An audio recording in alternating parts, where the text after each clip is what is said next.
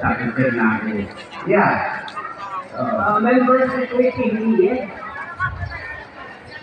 okay, so, naman ko pa yung boses. Yes, mga kablas, yes, ma'am, okay. May pwede kami naman, kami mga malalalo. They're giving timetable, timetable, let's say, ating for class. Kami po, uwi dun sa labot, mga may probably mga silot lang. Then tayo ang mga talakyahan, kahit hanggang gabi. So it's really unfair, wala tayo ng 4 o'clock or 5 o'clock. Kasi, sila tayo oras ng kultura tayo mag-participate. Kinantay namin ito sa kabsat. Siguro, we have to give consideration yung timetable naman, huwag naman until 4 o'clock. Kasi, we consider also those from Quirino, from Lamon, then tayo na lang taga-ano dito. And it's not just approving na pagbibigay kayo ng 100.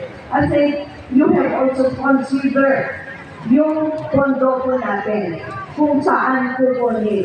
It's not just saying na pwede kayong magbigay. Siguro, sa akin lang, with due respect to Madam, with the new board of directors, don't consider for next year. Kasi kung ngayon, sa akin, okay lang naman kung magbigay na kayo ngayon.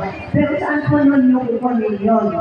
And siguro, we'll be giving to the next set of board of directors to discuss and review for this matter. Thank you.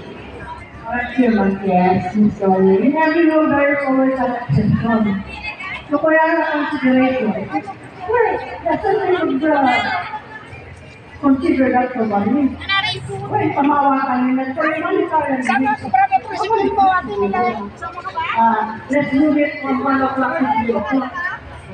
Okay, thank you. Anyway, because we are considering your suggestions, yeah, we will be drawing our door prices and we will check the availability of funds.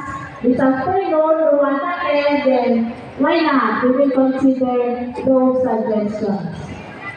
Okay, anyway, maximum 100 ang tokens yan, that's one na kayo.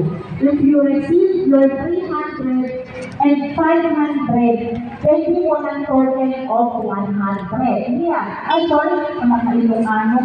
Sa atin token